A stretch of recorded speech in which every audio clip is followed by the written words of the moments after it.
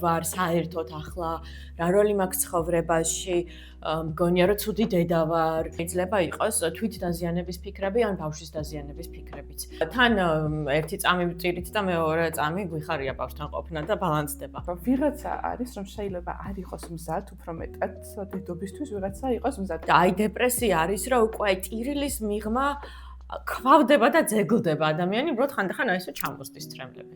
გეგონება აი აქ არის სამყარო და აქ ხარ შენ. ხშირად დამცინავადაც არის დეპრესია რა ის კიდე. რაღაცა მოლოდინი უნდა იყოს ბედნიერი და შენ ახლა შენი პოტენციალის პიკს მიაღწიე, იმიტომ რომ დედა გახდი. რა არ უნდა ვუთხრათ და რა უნდა ვუთხრათ? რაღაცა გამამხნევებლად უთხრათ რომ არა უშავს რომ ესე ხარ მე შენ გვერდით ვარ რაც არ უნდა იყოს. ჩვენ თვითონაც არ ჩავარდეთ ამ კატასტროფაში რომ ვაიმე რა ცუდად არის ეს და რა ჭირს. It's okay. ეს მესიჯი რომ ცოტა ხანში უკეთ ხდები და დროებითია ძალიან მნიშვნელოვანია. არავინ საუბრობს საქართველოში ამ ტრაუმაზე, ამ დეპრესიაზე. და ჩემმა თანამშრომელმა, რომელმაც ასევე ახალგამშობიერები იყო, მითხრა რომ მანქანა ვერ დავქოქე, იმიტომ რომ დამოვიწყდა მანქანა როგორ იქოქება. და ეს ჩვეულება, ეს მიღებული შიშია, it's okay, ხო? ანუ მაგალითად ძალიან ხშირად ვდგები დღამე და უბრალოდ ვუყურებთ რომ სუნთქავს. ანუ წარმოიდგინე რომ მეორე ადამიანის ცხოვრება გაბარია. გამარჯობა, მე ვარ ლიკა ბერაბიშვილი. ეს არის პოდკასტი ურთიერთობებზე. დღეს 3 მარტია, ყველა დედას გილოცავთ დედის დღეს. და ზოგადად მარტი არის ქალების თვე და ამიტომ ყველა ქალს გისურვებთ ბედნიერ, ხალისიან, ფერად და მზიან ცხოვრებას. დღეს იმ თემაზე ვისაუბრეთ, რომელიც უმეტესობა ქალები გადიან, თუმცა ამაზე ხშირად არ საუბრობენ. ვისაუბრეთ პოსტსამშობიარო დეპრესიაზე. თუმცა სანამ სტუმართან გადავალ, მინდა რომ გთხოვოთ ჩვენი YouTube არხის გამოწერა, ასევე მინდა გთხოვოთ რომ დაგვიკომენტაროთ და დაგულაიქოთ ვიდეოები. თქვენი აზრი ძალიან მნიშვნელოვანია. ვისი სურვებთ შემდეგ სტუმრად, ან რა თემაზე გსურთ რომ ვისაუბროთ. ასევე ჩვენ გვაქვს ჩვენი ოჯახი შექმნილი Facebook ჯგუფი და ძალიან გთხოვთ რომ ამ Facebook ჯგუფში შემოგვიერთდეთ. ჩვენი დღევანდელი სტუმარი არის ფსიქოთერაპევტი ლიკა ბარაბაძე, რომელიც აი ამ ძალიან მნიშვნელოვან თემაზე ისაუბრებს და ლიკა არა მარტო პროფესიულ ხედვას, არამედ საკუთარ გამოცდილებასაც გაგვიზიარებს, იმიტომ არის 10 წლის გოგონას დედა. ლიკა, ძალიან დიდი მადლობა რომ ხარ დღეს ჩვენი სტუმარი და მადლობა რომ მოხვედი და გვეწვიე. მადლობა ჩემი დაპატიჟებისთვის, ეს თემა ჩემთვის ძალიან მნიშვნელოვანია. გარდა იმისა, რომ ხშირად მუშაობ დედიკოებთან, რომლებსაც ახალი გაჩენილი ყავთ შვილი და სჭირდებათ ადაპტაცია. მე თვითონაც რომ ახსენდება პირველი 6 თვე ჩემი შვილის გაჩენის შემდეგ საკმაოდ რთული იყო. აი რა არის პოსტსამშობიარო დეპრესია და რატომ იყო რთული? პოსტსამშობიარო დეპრესია არის სერიოზული მდგომარეობა, რომელიც განსხვავდება უბრალოდ მშობიარობის შემდეგ პირველი 2 კვირა, როდესაც ისედაც მოსალოდნელია, რომ ცოტა ვსევდიანობთ, შეიძლება უმიზეზოდ ვტირით, შეიძლება ჰორმონალურ ცვლილებებს ვეგუებით, დღეღამის რიტმის ცვლილებას ვეგუებით. ეს ბუნებრივია, რომ პირველი 2-3 კვირა ჩვენ არ ვიყოთ ისეთი მხიარულები და ბედნიერები, როგორებიც ვართ ხოლმე ჩვეულებრივ.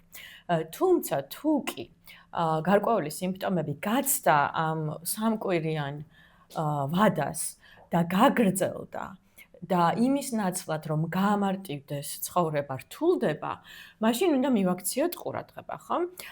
ერთი არის, პირველი ყველაზე თვალშისაცემი ეს არის გუნება განწყობის დაქვეითება, მომატებული სევდიანობა, რაღაცა უბედურების განცდა, უმიზეზოდ ტირილი, ჩაძინების სირთულეები, ჩაძინების სირთულე იმიტომ კი არა რომ ბავშვი ტირს და არ გაძინებს, იმიტომ რომ სიწყნარეშიც კი თავად გიჭერს ძილი, კი ბატონო. რაც შემდეგ რაღაცა ესეთი ციკლი იყურება, რომ ჩაძინება მიჭირს და ცუდად ვარ და რომ ცუდად ვარ უარესად ხვდები, იმიტომ რომ ძილი მაკლდება და ისედაც ხომ ძილის დეპრივაციაში ვართ, როდესაც ბავშვი გვიჩნდება, განსაკუთრებით თუ ძუძუთი კვებაზე გვყავს, ანუ ისედაც ნაკლები ძილი გვაქვს და პლუს ეს რო ემატება, საერთოდ გვძირავს, ხომ?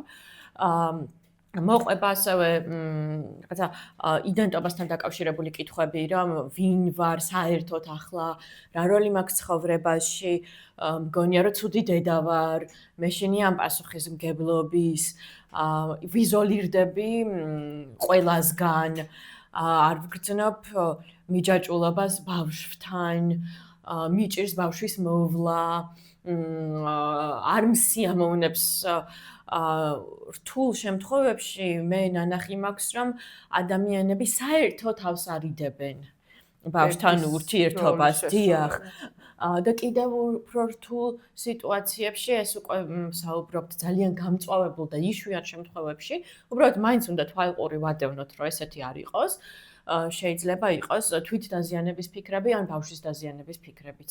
ეს უკვე პოსტპარტუმ არა დეპრესია, არამედ პოსტპარტუმ ფსიქოზისკენ მიმავალი გზა არის. ის ნიშნები გასაგებია, რაც ჩამოთვალე, მაგრამ სიმძაფრე ალბათ მშობიარობას ყველა ქალს გააჩნია და ყველას აქვს რაღაცა თავისი მწარე ტკივილი თუ გამოცდილება. მაგრამ დეპრესიისკენ ყველა განიცდის პოსტსამშობიარო დეპრესიას. თუნდაც უფრო მსუბუქად ვიღაცა უფრო მძიმედ თუ რაღაც არის, რაც უფრო მეტად გვიბიძგებს, რომ დეპრესიაში ვიყავთ. დიახ, ძალიან კარგი კითხვაა. ნამდვილად არ განიცდის ყველა და კიდევ კარგი. ეს ახლა 2-3 ადაპტაციის პერიოდი, როდესაც თან ჰორმონალური სიტუაცია აბსოლუტურად იცვლება ჩვენ ორგანიზმში და შეიძლება რაღაც ჩაი გაგვიწივდეს და დავტირდეთ, ეგ არ აუშავს, ეს არ არის დეპრესია, ეგ გადის. თან ერთი წამი ვწირით და მეორე წამი გვიხარია ბავშვთან ყოფნა და ბალანსდება. დეპრესია გვექნება თუ არა, დამოკიდებულია იმაზე, ზოგადად მიდრეკილები ვართ თუ არა დეპრესიისკენ. მაგალითად, გქონია თუ არა დეპრესიის ეპიზოდები მანამდე. ეს შეიძლება იყოს დავშვათ ტრავმატული გამოცდილებებიდან გამომდინარე, რომ ჩვენ უფრო დეპრესიისკენ მივდივართ, ისედაც, ან შეიძლება იყოს ჩვენი ბიოლოგიური, გენეტიკური ფაქტორებით განპირობებული, რომ ისედაც მე დავშვათ სერატონინის ნაკლებობისკენ ვარ მიდრეკილი,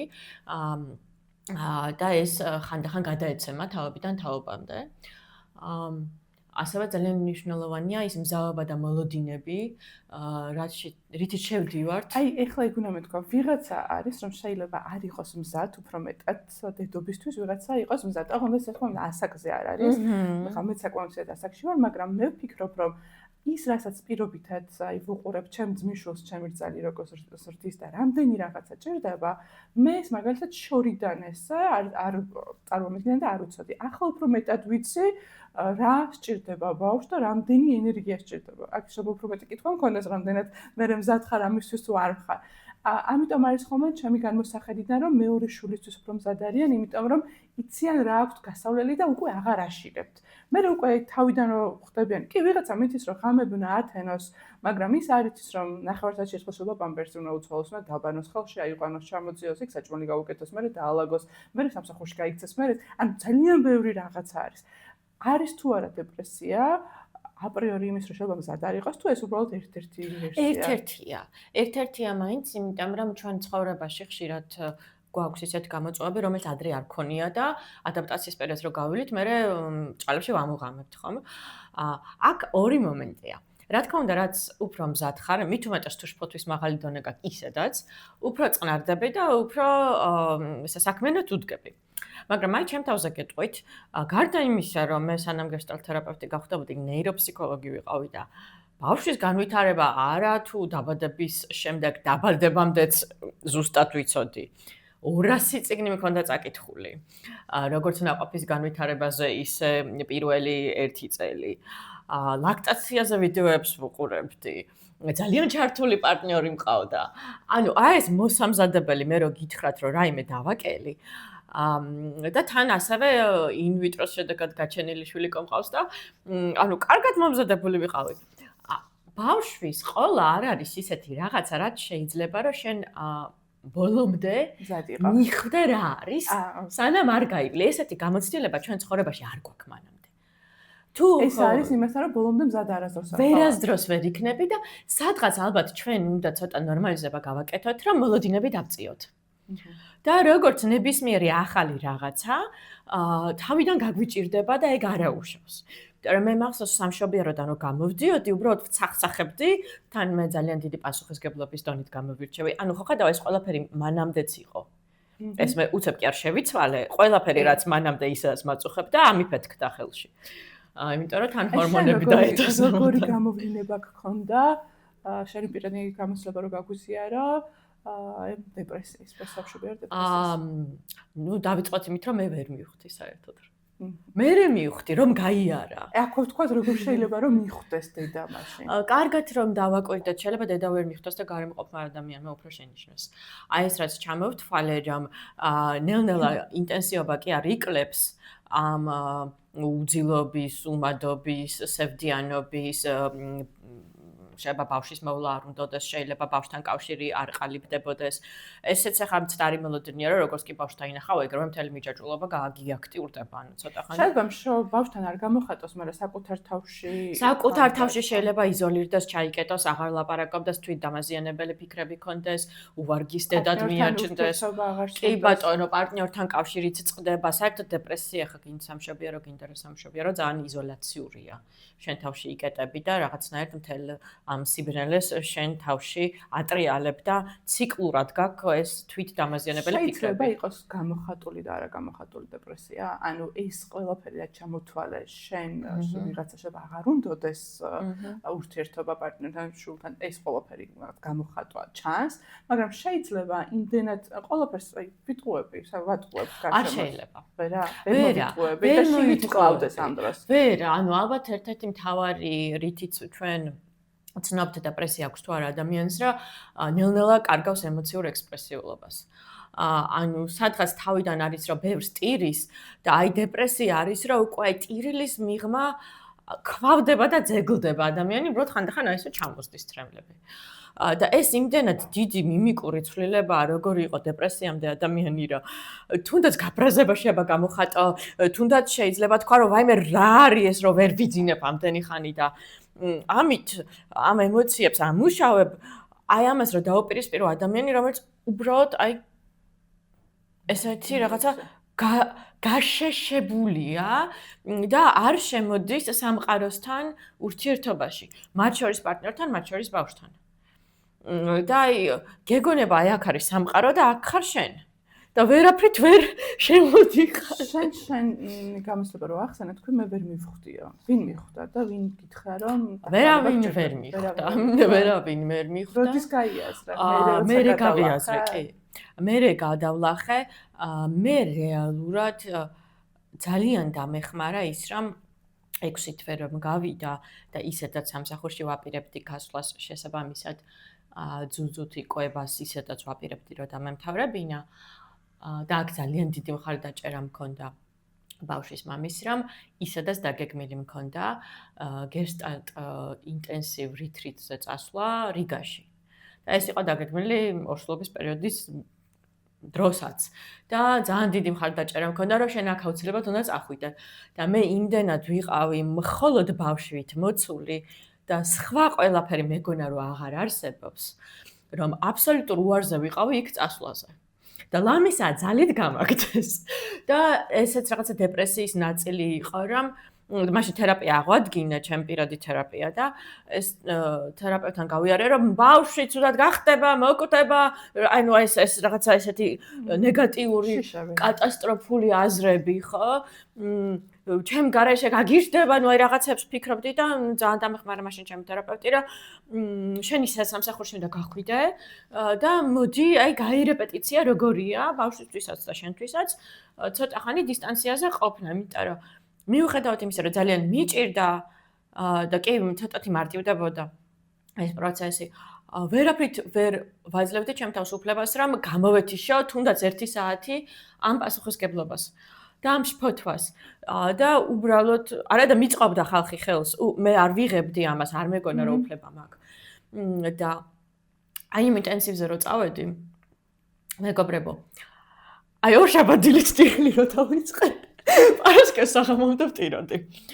და ძალიან დამეხმარა, არა მხოლოდ ჯგუფური თერაპევტი, ძალიან დამეხმარნენ ის ქალები, რომლებიც იყვნენ იმ ჯგუფში, რომლებიც იყვნენ დედები, დიდი ქალები, რომლებმაც მითხრეს, რომ არაუშავს ეს დამთავრდება. და ეს რაღაცა კატასტროფიდან გამომიყვანეს და დამანახეს, რომ ეს არის დროებითი და ცოტა ხანი კონცენტრირდი შენი თავის სხვა ნაწილებზეც და არა მხოლოდ დედაზე და კიდევ გამოვიდა ჩემთვის აი იქ მივხვდი რა დისტანციაზე, რომ აი გექონება რაღაცა პროექტი ჩამაბარეს ეს ბავშვი. და მე ამ პროექტში თავს ვგრძნობდი, რომ ცუდად გამომდის. და აი რაც არ უნდა მექნა, სულ მეგონა რა ცუდად გამომდის და ვერავინ საპირისპიროს ვერ მიმტკიცებდა. აი მე ეგ დამეხმარა ძალიან. მე არ რამდენი ხანი იყავი იქ? 5 დღე. 5 დღე, 5 დღე ვიყავი იქ. და ეს იყო ოღონდ აი მყისიერი გამოჯამრთელება. ნუ ამისი ალტერნატივა იქნებოდა რომ მაგალითად თერაპია უფრო ადრე დამეწყო ვიდრე დავიწყე. თორე არც მივდიოდი, მე რო თერაპია არ მქონოდა და ოჯახში მხარდაჭერა არ მქონოდა და არც წავიდოდი. ლიკა იმდენად მეგონა, ანუ საერთოდ დავიწყებული მქონდა რომ რაღაცას წარმოვადგენ. ხო, გარდა იმისა რომ ვარ ვიღაცა ვარ, კი, გარდა იმისა რომ ვარ დედა და გარდა იმისა რომ ვარ ცუდი დედა. და ამაში გამოიხატებოდა ეს. შევაჯამოთ აი ეს ნაწილი, შეგვიძლია ვთქვათ რომ აუცილებელია დედამ, ქალმა რაღაც საკუთარი საქმე იპოვოს, არ ვიცი, მაგალითად სახლიდან ფილმსაყრელად გავიდეს. საკუთარი თავიან ასეთ მანამდე აკეთებდა, ის აკეთოს რაღაცა, არც ვინც მუშაობს, იმუშაოს, ვინც სპორტს მისდევდა მანამდე სპორტში, ცრუაზე რაღაცა აკეთოს. აი რამდენადაც სხეული გიშვებს, ხო? ხო, ამის საშუალებას. აი, შენი აზრით, რატომ არ საუბრობენ ზოგადად ამაზე და მე შევადარებდი ჩვენი მშობლების თაობას. თითქოს აი, ეხლა გახდა პოპულარული ფსიქოლოგი, თერაპია, დეპრესია, ამ დროს დარწმუნებული ვარ, მაშინაც არსებობდა. უბრალოდ ჩვენსაც ჰქონდა ამის დრო ამბობდნენ. და ქალებს რამხელა რაღაცის გადატანა უწევდათ, რომ არც გააზრებული ქონათ დეპრესია, ვერც თერაპევტთან მიდიოდნენ და ამას ყველაფერს თვითონ უმკლავდებოდნენ. რამხელად კივილებს გადიოდნენ, როგორც ფიზიკურ კივილებს, ხშირ შემთხვევაში დამხმარიც არ ყოლოდათ. ასევე ფსიქოლოგიურ დეპრესიას ტრავმებს უკლავდებოდნენ. ეხლა უფრო სხვანაირად არის სიტუაცია ამ მხრივ. კი ბატონო, აქ ორ რაღაცას ვიტყვი ახლა. ერთი არის, რომ ჩვენ ახლა უფრო იზოლირებულად ვცხოვრობთ, ვიდრე ჩვენი მშობლები ცხოვრობდნენ. ეს ხან ცუდია, ხან კარგია. ცუდია, იმიტომ რომ არ გაქვს პირადი სივრცე, მაგრამ კარგია, იმიტომ რომ შენ როდესაც ადრე ბავშვს აჩენდი, 3-4 ქალი გეხმარებოდა. ანუ ჩემ ოჯახში ესე იყო. ჩვენთან არ იყო ესე. დედა იყო მარტო, რომელიც გუსტიდა და მაქსიმუმ მამის მცირე. ახლანდელი მამა განსხვავდება მაშინდელისგან. მის ძალიან აი იყო მაგალითად ეს დედასთან გადასვლის ტრადიცია, რომელიც ადრე მეგონა რომ რატო აკეთებდნენ და მე უცებ მივხვდი რამდენად მნიშვნელოვანია რომ შენი დედა ყავდეს გვერდზე. არ იყო ეს საფენები ისენი, მაგრამ ხშირად იყო რომ აი ბებია რაღაც რეცხავდა, მეორე ბებია საჭმელს აკეთებდა. დედა იყო წყნარად შვილთან რაღაც დალაგება არ უწევდა, საჭმელი არ უწევდა, ანუ არც მარტო საწყალ ქმარზე მოდიოდა ეს ამდენი პასუხისგებლობები და ორნი არ იყავით. ანუ ხშირად იყო დიდი ოჯახი, სადაც პასუხისგებლობებს ხალხი ინაწილებდა და მართლა ხო იცი ეს გამოთქვა რომ ბავშვის აღზრდას მთელი სოფელი ჭირდება, მართლა არ შეგიძლია მარტო გააკეთო. არ გაქვს ევოლუციურად ეგ ძალა. და ჩემ შემთხვევაში მეხმარებოდნენ და მახსოვს რამდენად მჭირდებოდა რომ ვიღაცა უფროსი მოსულიყო, იმიტომ რომ თელი დღე ვიყავი გამოკეტილი სახში, თან არაადაპტირებულ გარემოში, სადაც ეტლით რომ გახვალ, ვერც მაღაზიაში შეხვალ, ვერც პურს იყიდი, ვერც წამალს იყიდი, ანუ მაშინ თან გამოძახებები არ იყო.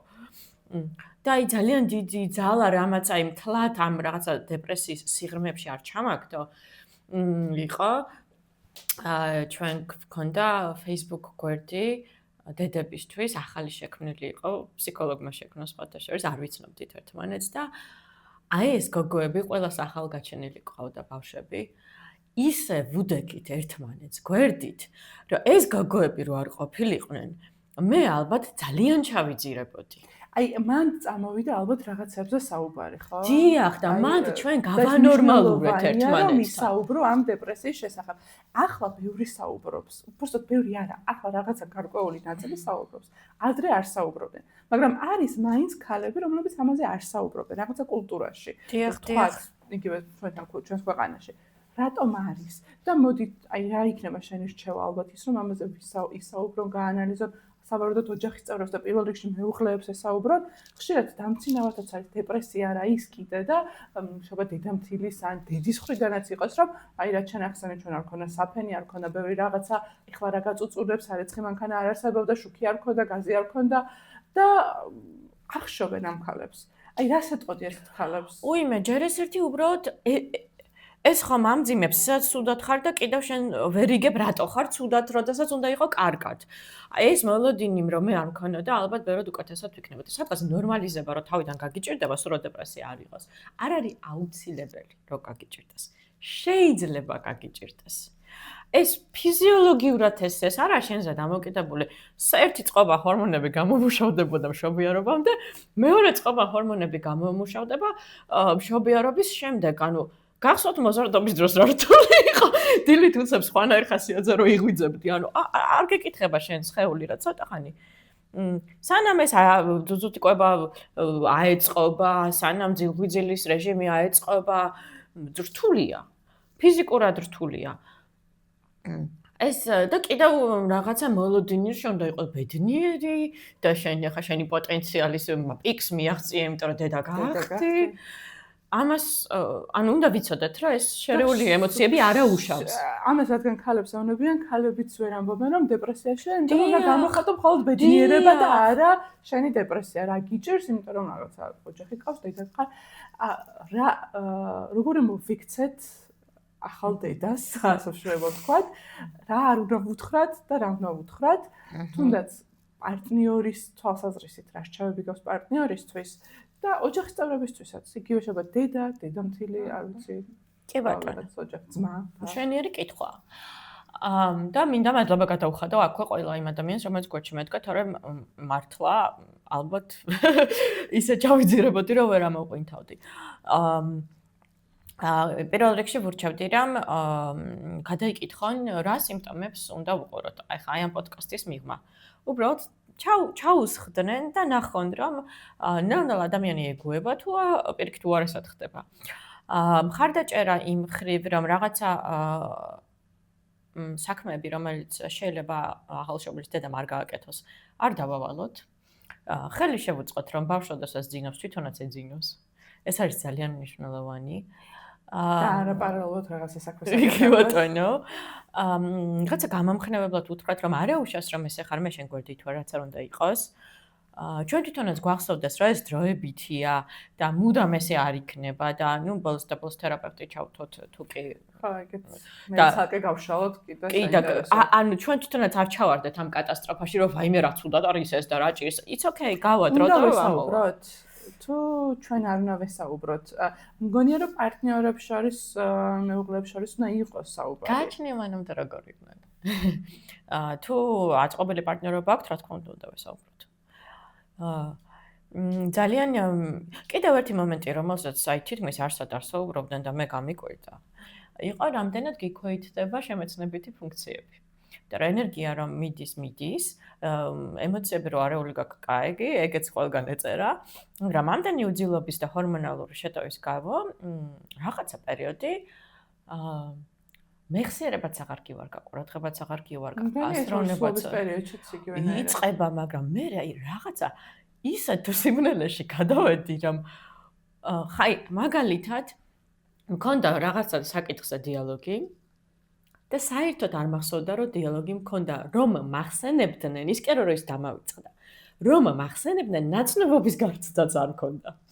და ეს დროთა განმავლობაში მე ბრუნდება, მაგრამ მე ხომ ეს არ ვიცოდი და მეგონა რომ всё, საერთოდ აწი ვიქნები ესე.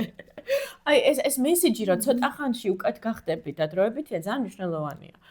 ეგ იყო ერთი. იცი როგორ რაღაცები მავიწყდებოდა. კომპიუტერის ჩართვა არ ვიცოდი როგორ. ანუ ხო მარტივი ამოცანა აი სად უნდა დავაჭირო ღილაკს არ მახსოვდა და მე სამსახურში რომ გავედი და ჩემმა თანამშრომელმა რომელმაც ასევე ახალნამშრომლები იყო მითხრა რომ მანქანა ვერ დავქოქე იმიტომ რომ დამოვიწყდა მანქანა როგორ იქოქება უცებ მივხვდი რომ ეს რაღაცა ჩემი პერსონალური დეგრადაცია კი არ არის და უცებ კი არ გავსულელდი რაღაცა მოყვება ამ უძილობას და ამ ჰორმონალურ იმებს და მე ჩავეძიე ინფორმაცია მოვიძია და აღმოჩნდა რომ დროებითი არის და მოსალოდნელია და ამიტომ არ უნდა შეგვეშინდეს რომ რაღაცა საბაზისო ჩვევები გვავიწყდება აი პირველად რო გადიხარ მაღაზიაში მშობიარობის მერე არის დიდი გამოწვევა შეიძლება იყოს აი გავიწყდება როგორ უნდა ჩადო პროდუქტი კალათაში ხო სასაცილოა მაგრამ მით უმეტეს ახლა ცოტა კიდე ადაპტირდა ქუჩები მაშინ აი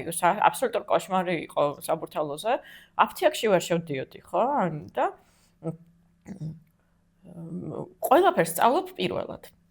ბავშვს რო გააჩენ, ყველა რაღაცა ელემენტარულ რაღაცებს თავიდან სწავლობ, როგორ უნდა გააკეთო. მით უმეტეს თუ ბავშვთან ერთად გიწევს. მით უმეტეს თუ ბავშვთან ერთად, მე აი ახლა რომ მახსენდება, მახსოვს აი პირველად როგორ გავედი ბარში. აი უბრალოდ მახსოვს, 9 საათი გავჩერდი და იმდანად ხმაური იყო, რომ შემოწუხა და უკან წამოვედი. თერაპიას ახსენა და რომ მივუბრუნდეთ, ყველა დედა უნდა მივიდეს ახალი ნამშობიარები დედა უნდა მივიდეს თერაპიასთან თუ ვისაც რაღაცა სიმპტომები აქვს. აი მაშინ რა ვინ უნდა მე არ მინდა შევქნათ ესეთი განწყობა, რომ აბსოლუტურად ყველა ცუდად იქნება. ყოველ თერაპევტთან ეს არ არის. კი, რაღაც ადაპტაციას გავივლით, მაგრამ ნუ არა უშავს. ჯერსერთი ის ორი კვირაც ყველასოდიანი არ არის. იგივე ამ გოგოების ჯგუფში ჩვენ ყავდა ეს ძალიან ბედნიერი დედები, რომლებიც თავის ბედნიერების გამოსილებას გვიზიარებდნენ და ეგეც კარგი სანახავი იყო ისი, რომ აი რაღაცა კატასტროფიზაციისგან მე მიცავდა. და მე რა მთელი დღე ცუდად ხო არ ვიყავი რაღაც პერიოდები ძალიანაც მიხაროდა და კიდევ კაი, ანუ მე რაღაც საშუალო სიტუაციაში ვიყავი, მყოლია კლიენტები ბეროდუორესად და არ ვაბრალებ, ნუ გენეტიკა, ბიოლოგია, ჰორმონები, ყველაფერი მნიშვნელოვანია. ყველა არა. თუ მეგობრებო ხვდებით, რომ ვერ უმკლავდებით ბავშვთან ურთიერთობას, თუ არ გსიამოვნოთ ეს პროცესი საერთოდ, თუ დროთა განმავლობაში ვერ ატყობთ, რომ აი ბავშვს მეტად ძინავს, მაგრამ მე საერთოდ ვერ ვიძინებ, თუ არ მოდის ნელ-ნელა ეს სიყვარულის ტალღები და პირიქით უფრო და უფრო გვინდა ყველასგან იზოლაცია, არა მარტო ბავშვისგან საერთოდ, კარგია რა თერაპევტს მივმართოთ. შეიძლება არ არის ამხელა რაღაცა დეპრესია, მაგრამ დეპრესიის ახლოს ვართ, ხო? რატომ უნდა მივიდოთ დეპრესიამ და როდესაც შეგვეძლია პრევენცია გავაკეთოთ. და ამას ცოტა ენერგია ჭირდება, რომ აი მაგაში შეიძლება ვიღაცა დაგვეხმაროს, რომ დარეკოს ამ თერაპევტთან, ჩაგწეროს. ხო, მაგრამ ხშირ შემთხვევაში, როცა გვეუბნებიან თერაპევტთან მიდი, ჩვენ იქიდან გამომდინარე, რომ კულტურა არ გვაქვს ჯერ თერაპევტის, გვაქვს შეწინააღმდეგება. მე ჩემი პროფესიიდან გამომდინარე, კარგი ხანი მაინც მქონდა. მეც მქონდა, მე მანამდეც მქონდა, იმიტომ რომ ჩვენ ახლა გვევალება ფსიქოთერაპევტებს, რომ გავიაროთ ყველაფერს და თავი დავანებოთ და უკვე მყავდა თერაპევტი და ჩავრთე ეს თერაპევტი ამ პროცესში და შესაბამისად ეს გაუმჯობესება დამეწყო რაღაცა ეტაპზე. და არ დამჭირდა მაგალითად არც მედიკამენტოზური ჩარევა და მოიტანა პროცესმა ბედნიერება რაღაცა გარკვეული დროის მერე და კიდევ კარგი, ხო? და რატომ უნდა გამოვაკლდე ასეთ საინტერესო გამოცდილებას?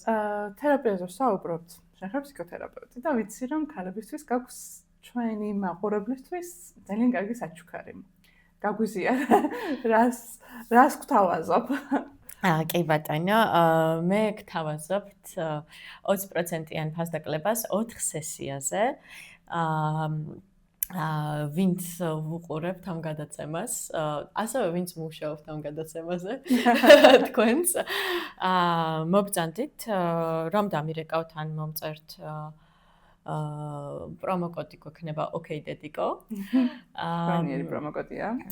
ჩემი მოწმენა შეგიძლიათ ლიკა ბარაბაძე ფსიქოთერაპევტი ქართულად რომ აკრიფოთ Facebook-ზე, Facebook გვერდი მაქვს და მან შეგიძლიათ მომწეროთ და 20%. როგორც ვიცი, პირველი შეხვედრა, სადაც არის ყოველგვარი საფასურის გარეშე, რამდენად შეეწყობი თერაპევტს, ეს მნიშვნელოვანია. თერაპევტი ხედავს თუ არა საკუთარ თავს თქვენთან მუშაობაში და შემდგომ უკვე როგორც ლიკამ თქვა, შემდგომი 4 სესია გექნებათ 20%-იანი ფასდაკლება ლიკასთან და მადლობა ამისთვის, რომ ჩვენს მაყურებელ ქალბატონებს ესე მარტში შემოგთავაზა. აი მე ძალიან დიდი სიამოვნებით. მე მიყვარს ძალიან ქალბატონებთან მუშაობა. გოგოებთან. არ აქვს მნიშვნელობა დედა თუ არ არის, ყველა ქალბატონისთვის. ყველა ქალბატონისთვის ნამდვილად. დიახ, ეს ჩემი რაღაცა სტილია, რომელიც მე გამოვიმუშავე გამოცდილებასთან ერთად, რომ პირველი შეხვედრა მაქვს 9 საათი, არ არის სრულფასოვანი სესია. ეს არის უბრალოდ გასაუბრება და ამ გასაუბრებაში ფულს არ ვიღებ, იმიტომ რომ შეიძლება მე ვთქვა უარი კლიენტთან მუშაობაზე ან შეიძლება კლიენტი არ შემეწყოს და ამის თავისუფლებას ვუტოვებ ორივე ადამიანს. კი, ძალიან მნიშვნელოვანია და მადლობა ამ საჩუქრისთვის. მარტო ყვავილები არ არის, მარტში არის ის, რაც ჩვენს სულს ძალიან ჭირდება, ეს არის ფსიქოთერაპიული სესია, რაც არის ძალიან მნიშვნელოვანია ყველა ადამიანისთვის, ქალბატონებისთვის განსაკუთრებით. ეხლა იცით, მინდა ვისაუბრო, ბევრი ახსენე და ვისაუბრეთ სიმპტომებზე, რა შეიძლება გავაკეთოთ, ერთ-ერთი გადაწყვეტილება არის თერმის სოლას ფსიქოთერაპია, მაგრამ მომზადების პროცესი. შენ თქვი, რომ მე მიუხედავად იმისა, რომ ემზადებოდი, მაინც მქონდა, მაგრამ მაინც დავუტოვოთ რაღაცა რჩევები დედებს, რომლებიც ახლა არიან რსულად და აი ჩვენმა საუბარმა რომ არ შეაშინოს, რომ აი მე რა პერიოდის გავლა მიწევს თურმე მომავალში, როგორ შეიძლება რომ ოდნავ მაინც მზაობა ქონდეს ამ ყველაფრისთვის, გარდა იმისა, რომ ინფორმაციული მზაობა უკვე აქვთ ჩვენ პოდკასტს უყურებენ. დიახ. კი ბატონო. მე ვფიქრობ, რომ ძალიან დიდი და ესეც უნდა იყოს. მხოლოდ ეს არ უნდა იყოს უბრალოდ. ძალიან დიდი ყურადღება ჩვენი მიდის იმაზე, როგორ გავზარდოთ ბავშვი. და რა თქმა უნდა, თუ თავიდან ხდები დედა, არაფერი არ იცი და უბრალოდ გეშინია, რომ ბავშვი არ დაუშავო, ეს იცით რა მხელა შიშია. და ეს ჩვეულებ, ეს მიღებული შიშია, it's okay, ხო? ანუ მაგალითად ძალიან ხშირად ვდგები დღამე და უბრალოდ ვუყურებთ, რომ სუნთქავს. ანუ წარმოვიდგინე, რომ მეორე ადამიანის ცხოვრება გაბარია, მაგრამ ნუ მე რაღაცა პასუხისმგებლობა. ეჩვევი ამას, რომ არაუშავს ბუნება მოგცა ჩვენ ეს უნარი, რომ ამ პასუხისმგებლობას გავუმკლავდეთ. ალბათ კარგი იქნება, რომ მოვიძიოთ მასალები, მე რა შეიძლება დამემართოს როგორც დედას. ხო, აი თუნდაც ის რომ თქვი, რომ რაღაცა ეს გონება მეყინებოდა, კარგი იქნებოდა რომ ცოდნოდა, იმიტომ რომ მე უბრალოდ ვიფიქრე, რომ ახლა აწი მთელი ცხოვრება ვიქნები ესეთი გონება გაფანტული. არა და ნელ-ნელა ბრუნდებოდა, ტალღებად ბრუნდებოდა, ხო?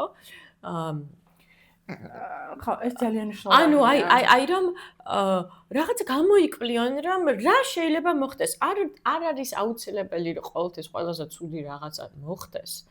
პირიქით, ალბათ ღიაობა უნდა გქონდეს, რომ როგორც უმეტეს შემთხვევაში ნორმალურად ჩაივლის ეს. პოსტსამშობიარო დეპრესია წესი არ არის, უფრო გამონაკლისია, ხო? მაგრამ თან ჩვენც და ჩვენ მახლობლებმაც რა იცოდნენ, იმიტომ რომ ძალიან ძნელია მიხვდე, რომ რაღაცა გჭირს, როდესაც შიგნით ხარ. ესეც ერთ-ერთი სიმპტომია, რომ ვერ ასკვნი, რომ ეს არ არის ნორმალური. ინფორმირებულობა არის ძალიან მნიშვნელოვანი და სამწუხაროდ საქართველოში ამის ინფორმაცია ხელმისაწვდომი არ არის. არ არის როგორ მოგვაროთ ბავშვს. არ ვიცი, საზღვარგარეთ თუნდაც ფილმებიდან ვუყურებთ ხოლმე, რომ დედობისთვის მშობიარობის პროცესისთვის ემზადებიან.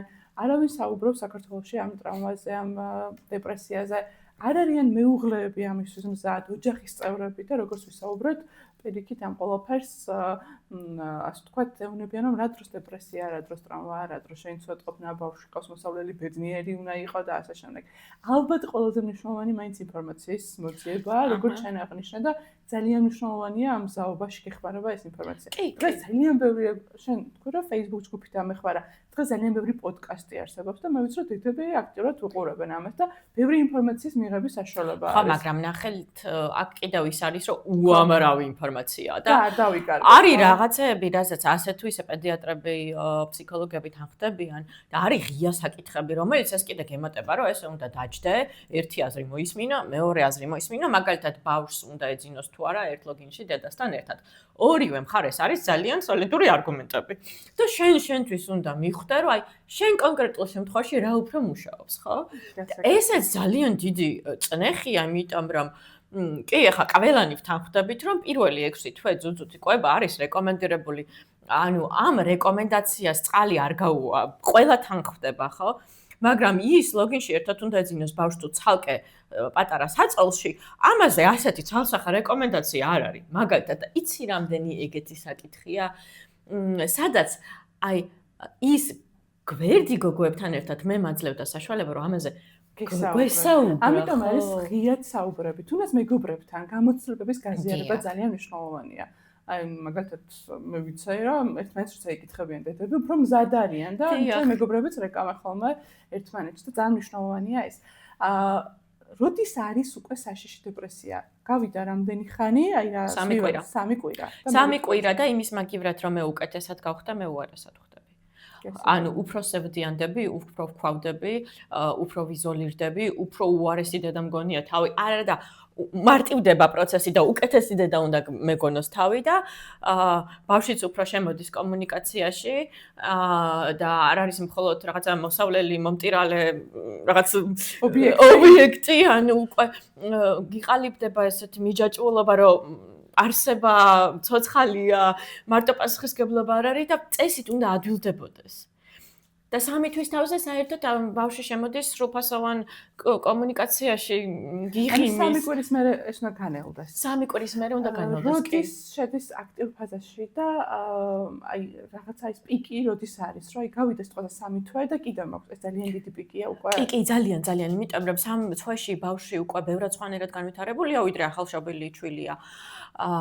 მაგალითად ამ ეტაპისთვის ბავშვი უკვე კარგად ხედავს დედის სახეს და შეუძლია კომუნიკაცია მიმიკით და თუ დედას აქვს მზაობა, ის უკვე რაღაცნაირად ბავშვთან რომ კარფეს გიადვილებს და გიხარია, მე მახსოვს ეს როგორ გამიხარდა, იცი? აი, რომ გავუღიმე და უკან გამიღიმა, ცნობიერად გამიღიმა და არა უბრალოდ მიმიკურად რო იღიმებიან და ხელფებს რო აქნევენ და რამდენად მნიშვნელოვანი იყო, რომ მე ამის აღქმის სივრცე მქონდა. ალბათ ესეთი მხარდაჭერა რო არ მქონოდა, მე ამას ვერ აღვიქვავდი. და ვერც მიხვდებოდი, რომ ნახე ბავშვი მიღიმის და გამოვაკლდებოდი ძალიან მნიშვნელოვან ჩემი განვითარების მომენტსაც და ბავშვის განვითარების მომენტსაც, ხო? შენ აღნიშნე და ვისაუბრეთ ახლა პოსტსამშობიარო დეპრესიაზე. თუმცა დედობა იქ არ მთავრდება და მერე სულ გრძელდება მთელი ცხოვრება. ეს აქტიური ზოგი მერე ცოტა ნაკლებად ანელებს ეს აქტიურ ფაზაში ყოფნას. თუ არის შესაძლებელი რომ ეს ტრავმა ახლა არ გამოვლინდეს და მერე მქონდეს დეპრესია, ან ბავშვთან ურთიერთობაში შემდგომ გაჩნდეს რაღაცა დეპრესიის ნიშნები და თუ კი რამ შეიძლება რომ გამოიწვიოს. დიახ, ოღონდ ეს აღარ ჩაითვლება პოსტსამშობიარო დეპრესიად. ერთი რაც გვევლინება უკვე მას მერე რაც ბავშვთან კარგი ურთიერთობა ავაწყოთ, გავიარეთ ეს ჩვილობის პრობლემები და უკვე ცოტა წარმოიზრდება ბავშვი 1 წლის, 2 წლის, 3 წლის რო გახდება და მარტივდება ეს პროცესი ბევრად. ნუ ვისთვის როგორ ვიღაცებს უფრო უჭერთ, როცა ბავშვი დარბის, მაგრამ ნუ ზოგადად კომუნიკაცია მაინც სხვანაირი ხდება, ხო? მაშინ შეიძლება თავი იჩინოს უკვე ოჯახური სისტემების დონეზე პრობლემებმა. და რას გულისხმობ? აი, მაგალითად პარტნიორთან კომუნიკაცია, სიახლოვე,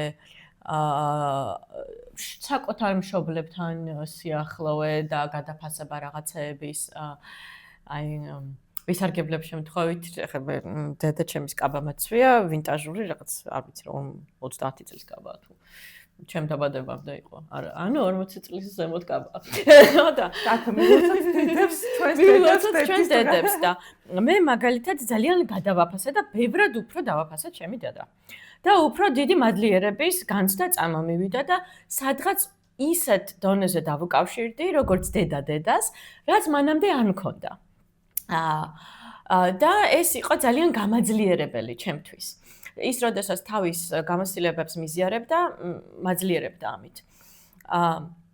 თუ კი მაგალითად ადამიანს ჰქონდა ტრავმატული გამოცდილება დედასთან, როდესაც ის თავად აღმოჩნდა ამ როლში, აი ეს მხარდაჭერითი მომენტი იმის ნაცვლად რომ გაძლიერებდეს, შეიძლება გძირავდეს. იმიტომ რომ შენ გახსენდება, რომ აი შენ ახლა შენ შვილს ამდენს რო აძლევ, შენ ეს არ მოგცეს. და გიტივტივდება ბავშვთან ერთად, ბავშვის ასაკთან ერთად, სადღაც შენ უკავშირდები შენ შინაგან ბავშვს იმ ასაკში, იმიტომ რომ ვერ გაურბიხარ. აგერ ბავშვი ყავს პირდაპირ, ვერ არიდებ შინაგან ბავშვს თავს.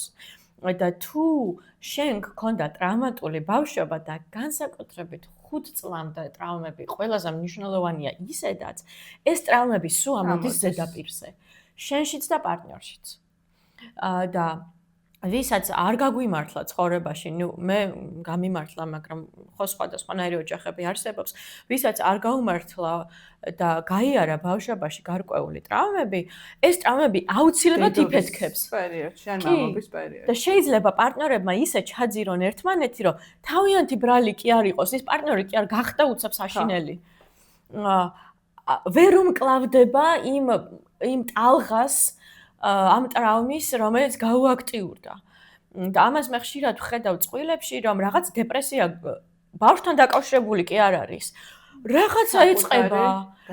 და ამ შემთხვევაში ძალიან მნიშვნელოვანია დროულად გამოჭერა ამის და თერაპევტთან მისვლა, წყვილების თერაპევტთან მისვლა, ან ოჯახის თერაპევტთან მისვლა, სისტემური მუშაობა. და არა მარტო მე დავდივარ თერაპევტთან, იმიტომ რომ გაუგებრად რატომღაც რაღაცა მჭირს.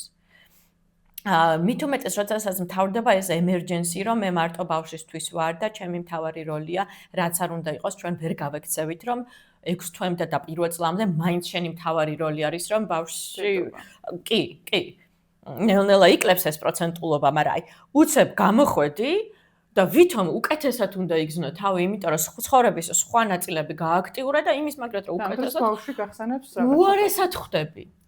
საინტერესოა ძალიან და მადლობა ამ დეტალების და ამ ინფორმაციის გაზიარებისთვის. ძალიან დიდი იმედი მაქვს, რომ დედები, ან მომავალი დედები ამ ჩვენი პოდკასტით რაიმე საინტერესოს გაიგებენ და მოემზადებიან ამ ყველაფრისთვის. არაფერი საშიში არ არის. მთავარია ვიცოდეთ და გქონდეთ ცნობა და ცოდნა და ცნობიერება. ორი წუთი თუ მაქვს იმასაც დავამატებდი, რომ არაუმშავს თუნდაც დეპრესიის ეპიზოდი თუ გვაქვს, ჩვენ თუ დროულად მივმართეთ დახმარებას და დახმარება არის როგორც თერაპევტი, ისე სხვა დედები, რომლებსაც გამოვლილი აქვს, ისე ახალშობილის დედები, ისე ოჯახის წევრები, მეგობრები, ანუ აი ეს რაღაცნაირი მრავალმხრივი მხარდაჭერა თუ მივიღეთ, გადის, ანუ მეც ამოვძვერი ამ სიტუაციას, აი მახსოვს ძალიან კარგად, რომ 3 თვის ნიტა რო გახდა, ნელ-ნელა დამეწყო, აი მანამდე ჩავდიოდი და მე ნელ-ნელა დამეწყო აღმასვლა, დიახ და ეს არ გამოგვეპაროს უბრალოდ.